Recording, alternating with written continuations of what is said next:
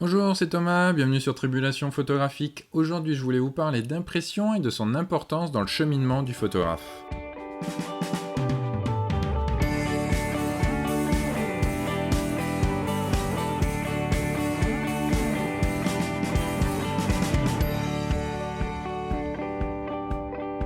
Et oui, il y a un moment que je voulais vous parler d'impression des photos.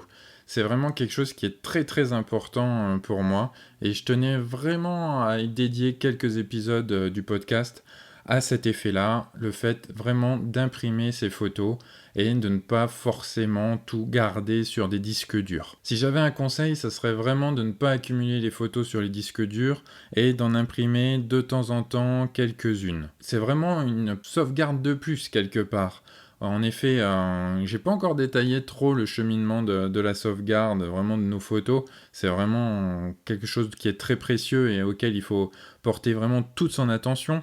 Mais le papier, on va dire que c'est une possibilité de sauvegarde. Donc il faut le voir déjà comme une nouvelle sauvegarde, comme un moyen de sauvegarde en plus que ce que vous avez pu mettre en place. Et en plus, je ne peux que vous conseiller de faire des albums pour vos photos de famille. C'est vraiment quelque chose auquel il faut s'astreindre. C'est pas toujours quelque chose de facile, mais vraiment faites-le, car je vais le redire, mais voilà, ça vous permet de faire un premier editing en fait pour ensuite imprimer votre album, et c'est quelque chose qui est vraiment très très utile dans le cheminement vraiment du photographe. Moi j'ai eu le cas de perdre un disque dur, alors je l'ai encore en ma possession, il fonctionne pas et peut-être qu'un jour je l'enverrai pour essayer de faire récupérer les données, mais voilà, je me dis que heureusement, juste avant j'avais fait un album photo, j'avais imprimé les photos d'un voyage au Japon,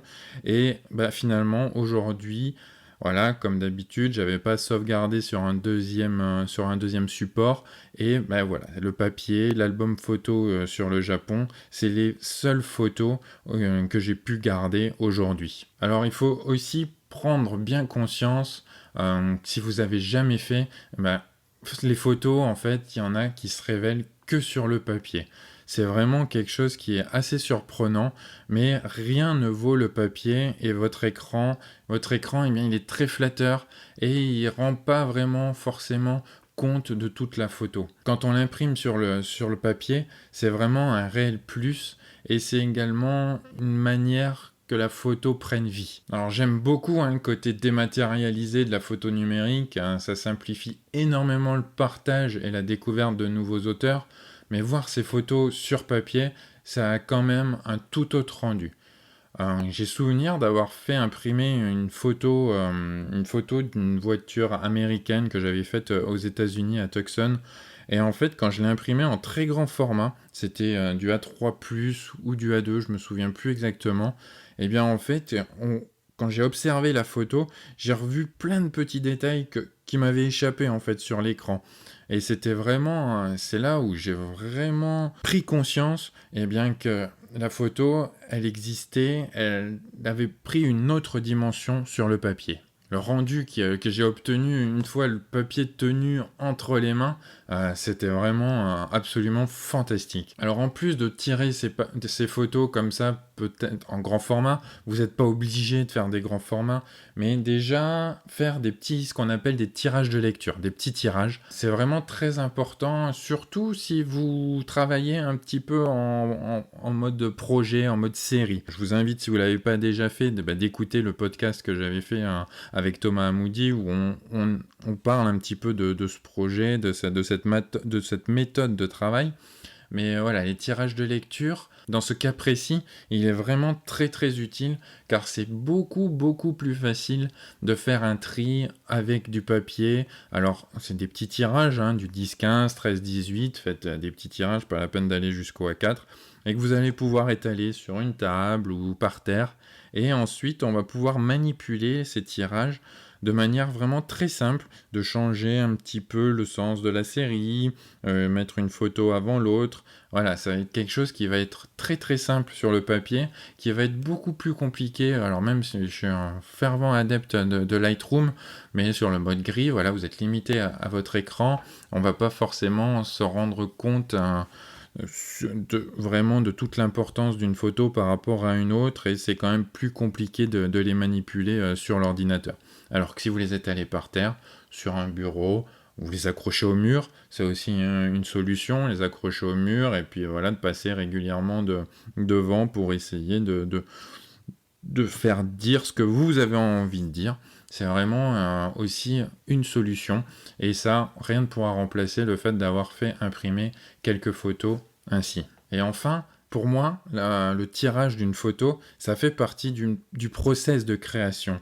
C'est pas juste voilà, faire une photo, c'est pas sortir, aller faire une photo, prendre son boîtier, déclencher.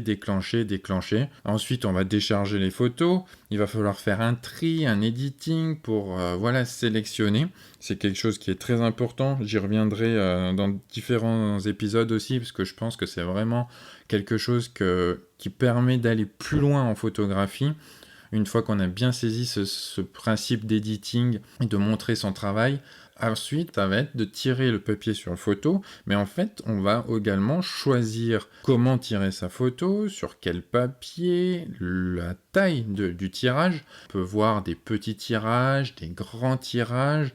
Voilà, là, c'est le photographe qui va choisir, et c'est ce choix qui permet en fait d'en dire plus à travers ces photographies. Moi, je sais que j'aime bien les photos relativement minimalistes, sur des petits tirages. Voilà, c'est quelque chose qui oblige un petit peu l'observateur à rentrer, à s'approcher, à rentrer dans la photo. Mais il y en a d'autres qui adorent les grands tirages sur des caisses américaines, quelque chose voilà, qui claque. Voilà, c'est vraiment, ça dépend de chacun. Et c'est un choix que vous devez faire quand vous faites le tirage photo. Et c'est très important dans votre processus de création. Le choix du papier, mat, brillant, perlé, tout ça, c'est quelque chose, comme prendre en considération que je veux faire des photos en noir et blanc ou en couleur, et ben c'est quelque chose qu'il faut prendre en compte et qui fait partie vraiment du process de faire des photos. Donc c'est pourquoi je vous encourage vraiment à faire des tirages de vos photos. Alors, je ne vais pas forcément vous donner des adresses où faire tirer des photos. Vous pouvez très bien aller pour les tirages de lecture. Pas besoin d'être qualitatif. Vous allez à une borne classique. Vous pouvez très bien le faire. Vous avez votre photographe de quartier qui doit pouvoir aussi vous offrir cela. Sur Internet, il y a nombreux sites vous permettent de faire des petits tirages. Moi, je sais que pour les tirages de lecture, j'aime beaucoup utiliser PhotoWeb. C'est un site que j'utilise depuis longtemps. Pour les tirages de lecture, c'est largement suffisant. Vous avez ensuite Négatif Plus aussi, où vous allez avoir peut-être des tirages d'un peu meilleure qualité. Puis après, vous allez pouvoir appeler aussi des laboratoires tels que Picto. Alors là, sur des beaux tirages, vous pouvez avoir vraiment des photos très qualitatives, choisir votre papier. Ils offrent beaucoup de choix dans ce sens-là. Également, si vous voulez du noir et blanc, ils offrent la piézographie, donc vraiment avec de l'encre au charbon. Voilà, il y a de nombreuses offres. Et je peux que vous encourager à aller voir sur les sites, faire des essais. C'est quelque chose qui est très important. Prenez une même photo, faites des tirages différents papiers, avec différents process, et ensuite comparez, et vous verrez, vous, qu'est-ce que vous préférez. Voilà, je vais m'arrêter là pour aujourd'hui. Écoutez, n'hésitez pas, comme d'habitude, à me laisser un commentaire, à aller voter sur Apple Podcast ou sur n'importe quel autre logiciel que vous utilisez pour écouter les podcasts. C'est vraiment quelque chose qui est très important pour nous, créateurs de podcasts. Ça me permet de faire connaître le podcast. Donc, s'il vous plaît, essayez d'aller donner la meilleure note possible sur ces plateformes-là. C'est vraiment très utile pour moi. Et autrement, n'hésitez pas à partager sur Twitter, sur Facebook. Et je vous dis à demain pour un nouvel épisode de Tribulation photographique.